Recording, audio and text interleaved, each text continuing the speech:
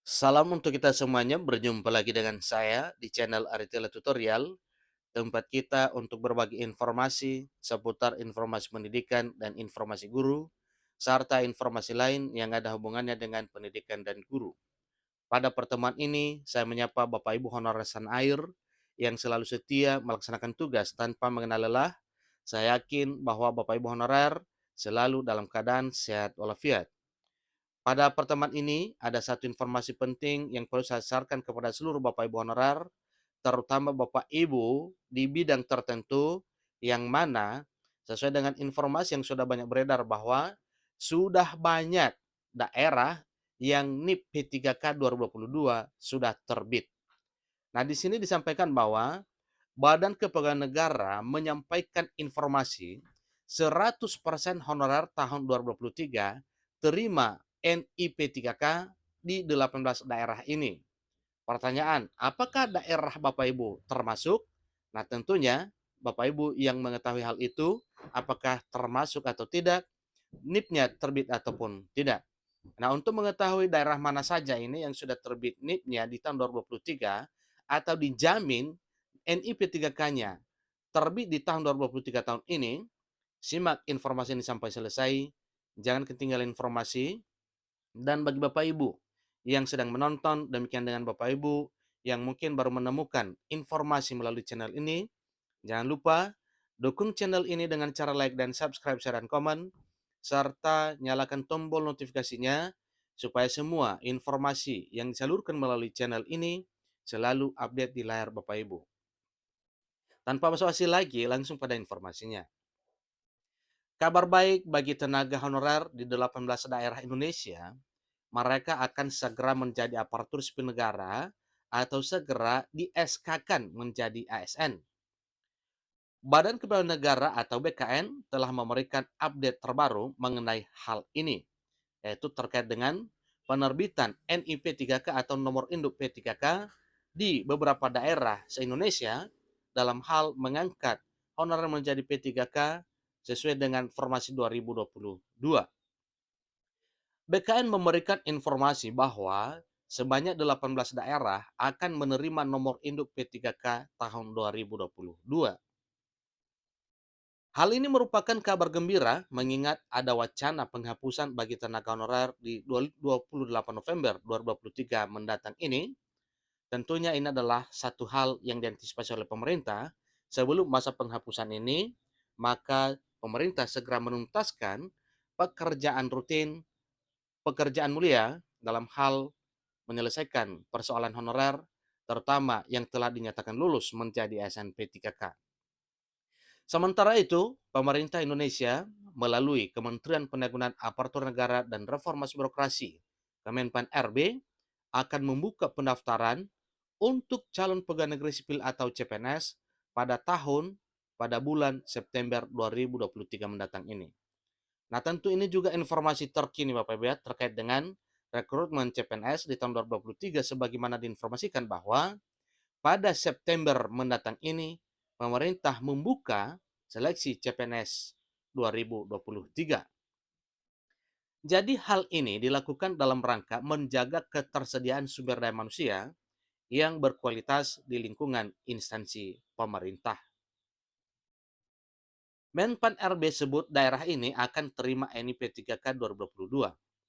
Kabar ini ditujukan kepada mereka yang telah diberi nomor induk atau nomor induk P3K di tahun 2022.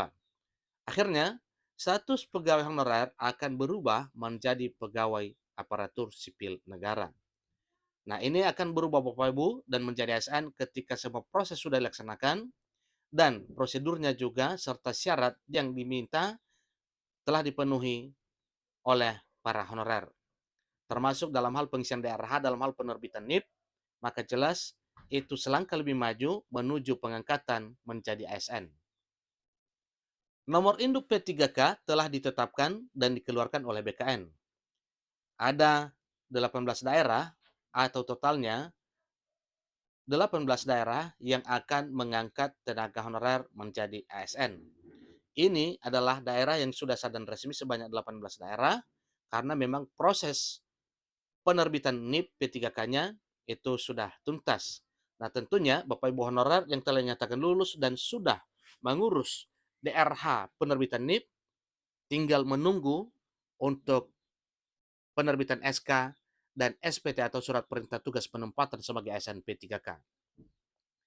Nomor induk pegawai pemerintah dengan perjanjian kerja atau NIP3K yang dikeluarkan oleh Badan Kepegawaian Negara atau BKN adalah identitas resmi yang diberikan kepada pegawai negeri dengan perjanjian kerja atau pegawai pemerintah dengan perjanjian kerja. Jadi ini perlu dibetulkan bahwa ini bukan pegawai negeri dengan perjanjian kerja, tetapi pegawai pemerintah dengan perjanjian kerja. P3K sendiri mulai diberlakukan sejak tahun 2019, beberapa tahun yang lalu, dan merupakan salah satu bentuk kepegawaian di Indonesia.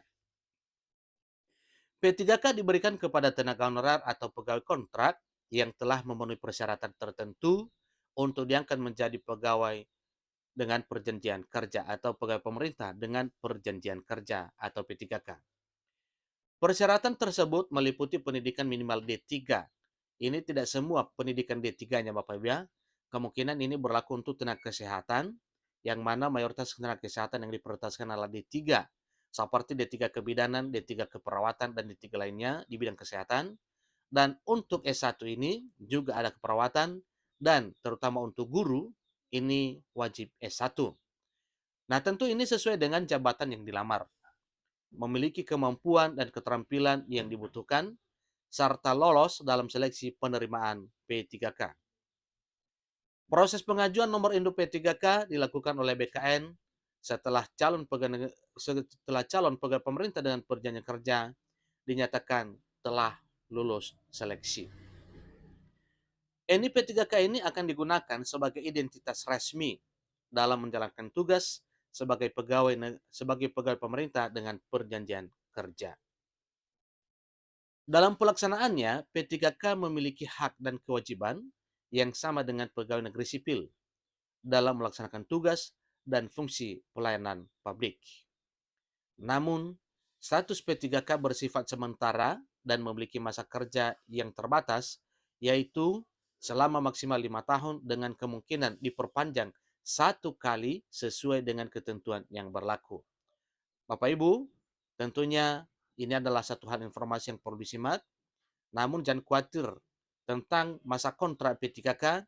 Ingat bahwa pemerintah melalui Kemendikbudristek, demikian dengan Kementerian Kesehatan dan kementerian lainnya, ini meminta kepada pemerintah supaya kontrak kerja P3K dihapus. Artinya, bukan sistem kontrak lagi, tetapi sebagai pegawai tetap, sama seperti PNS, baru pensiun sampai dengan ketentuan usia tertentu yang telah diatur berdasarkan peraturan perundang-undangan. Yang pertama adalah Kantor Regional 1 Yogyakarta. Ini adalah uraian per kantor regional kabupaten kota atau daerah yang telah terbit NIP3K-nya.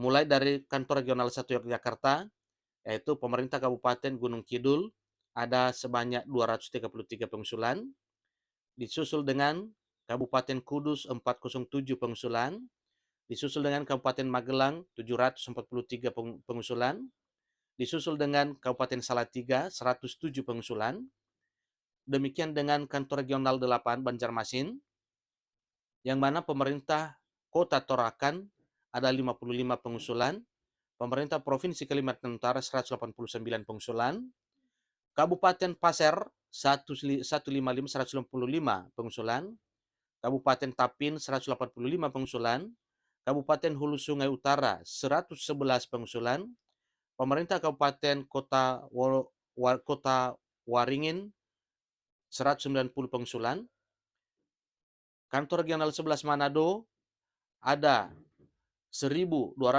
pengusulan, ini pemerintah kabupatennya Bapak ya, Kebupaten Pesisir Selatan 1.262 pengusulan, pemerintah Kabupaten Solok 134 pengusulan, kemudian Kantor Regional 10 Denpasar, pemerintah Kabupaten Bangli 58 pengusulan, kemudian pemerintah Kabupaten Kulungkung 13 pengusulan, pemerintah Kota Mataram 262 pengusulan.